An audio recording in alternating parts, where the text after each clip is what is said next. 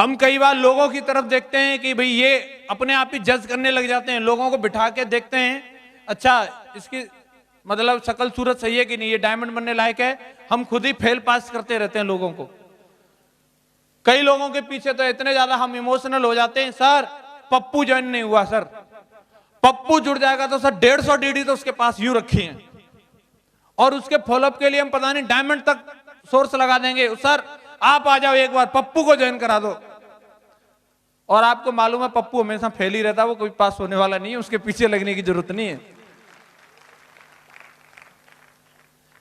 मेरा अनुभव रहा है, जिनके पीछे में लगा रहा, जिनके लिए मुझे लगता था ये तो तोप है, ये तो एटम बॉम्ब है, वो एक पटकनी के बराबर भी कुछ नहीं किया। लेकिन इंसान की जब मेहनत का कोटा पूरा हो जाता है तो उसे डायमंड कभी भी कहीं भी यूं ही मिल जाते हैं। दोस्तों, मैं लोगों के फॉलोअप करने पे कहीं भी लगा हुआ था, मैं लोगों से मिल रहा था, लोगों से बात कर रहा था, लेकिन मुझे नहीं लगता था कि मेरी टीम में कोई दमदार बंदा आएगा। कब आएगा, कहां से आएगा, मालूम नहीं। एक शाम में ऐसे ही बैठा था, अंधेरा था, सामने चारपाई पे 2 व्यक्ति बैठे थे, वो आपस में कुछ बातचीत कर रहे थे, मुझे उनका चेहरा भी नहीं दिख रहा था। उनकी बातचीत सुनते सुनते मुझे लगा वो बहुत बड़ी बड़ी बात कर रहे हैं, तो मैंने उनको इनवाइट किया अपने प्लान के लिए, और उन्होंने मेरा इनविटेशन एक्सेप्ट किया। और अगले दिन जब सवेरे जब वो वेन्यू में आए तो मुझे यकीन नहीं हो रहा था कि ये वही व्यक्ति हैं जिनसे रात को मैं बात कर रहा था, क्योंकि उनकी बातें और उनका हुलिया दोनों चीज मैच नहीं कर रही थी।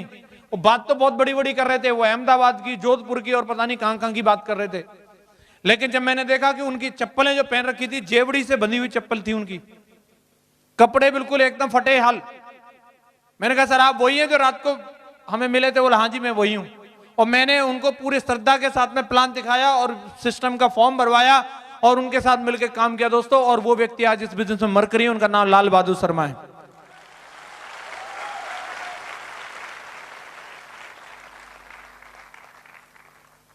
मैं ऐसे ही घूम रहा था लोगों की तलाश में, कहीं से कैसे भी लोग मिल जाएं, कुछ भी उनके साथ में काम करूं कैसे भी करके। मैं और राहुल जी मेरी टीम में लीडर हैं, हम दोनों लोग, मेरी एक लेग बहुत अच्छी चल रही थी, वहां पे मनोज चौधरी जी और सर लोग मिलकर के दिल्ली में आर्मी एरिया में बहुत अच्छा काम कर रहे थे। तो हम सोचते थे आर्मी वाले लोग हमें मिले, तो हम आर्मी एरिया में बैठे रहते थे, लेकिन आर्मी वाले हमें भाव नहीं देते थे, हम ऐसे ही थे बच्चे से, तो ऐसे ही चलता कर देते थे, चल भाग छोटू कहां से आ गया। तो हमें लगता था कोई दमदार व्यक्ति मिले, और वहीं हम आर्मी कैंटीन के पार्क में बैठे हुए थे और एक व्यक्ति आते हैं, एक फौजी साहब आते हैं हमारी तरफ मुस्कुराते हुए और पूछते हैं और साहब क्या हो रहा है।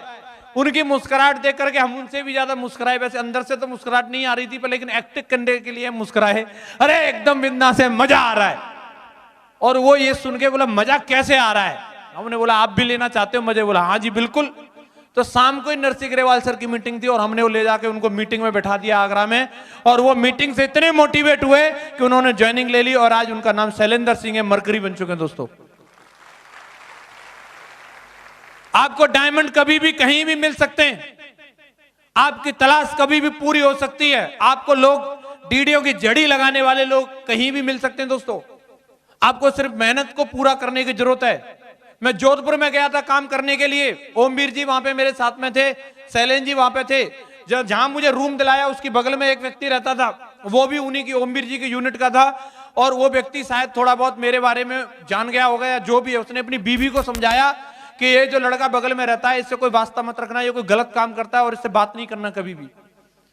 2-3 दिन जब मैं वहां रहा, मैं उसकी मैडम को नमस्ते भी करता था तो वो मैडम नमस्ते नहीं लेती थी, क्योंकि उनके पतिदेव समझा गए थे कि बात नहीं करना इससे।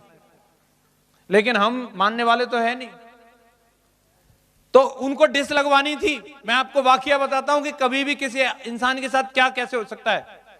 तो वो भाई साहब यूनिट में गए हुए थे और डिस वाला डिस लगाने के लिए आया और मैडम उसको एड्रेस नहीं बता पा रही, तो अब उनकी मजबूरी हो गई कि वो मेरे कमरे में आई और बोली भाई साहब थोड़ा इनको एड्रेस बता देंगे क्या?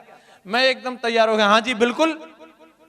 और मैंने वो भाई साहब को एड्रेस ही नहीं बताया, बल्कि मैं जाकर के 1.5-2 किलोमीटर पे वो बंदा खड़ा था, वहां से डिस वाले को संग लेके आया, थोड़ा उसके संग तार वार भी छिलवाए और उनकी केबल चालू करवा करके बिल्कुल सही चैनल वैनल आने लग गए।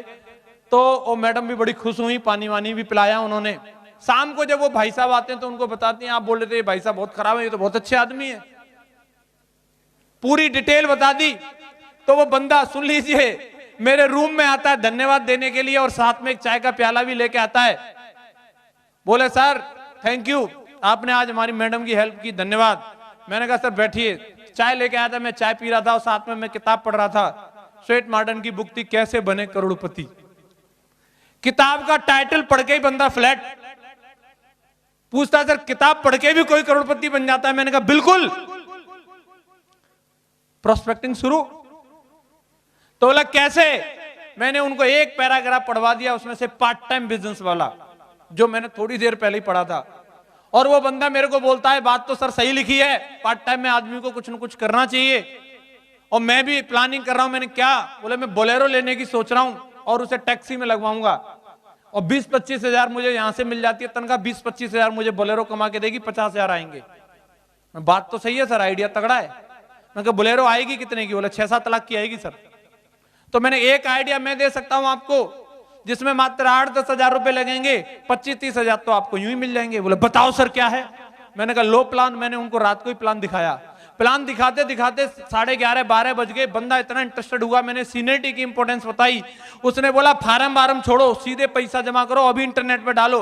तुरंत उसी की मोटरसाइकिल लेकर के हम गए, एटीएम पे पैसा निकाले और मैंने तुरंत की तुरंत साइन अप किया। रात को ही उसकी डीडी बोला हाँ होगी डिस्पैच, जाओ।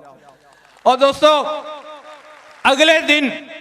अगले दिन बोलता है कि मैं अपने 2 दोस्तों को लेके आऊंगा, उनको बोलूंगा कि चलो लंच पे तुम्हारी भाभी ने याद किया है और बेटिंग के लिए मैं तुम्हारे रूम में बिठाऊंगा और उधर तुम उनको प्लान दिखा देना। मैंने कहा तू लेके आ। और वो बंदा जा करके अपने 2 दोस्तों को लाता है, मेरे रूम में लाके बिठाता है। लंच करने के लिए आए थे, मैं उनसे हाथ मिलाता हूं, मैं पूछता हूं सर क्या नाम है आपका?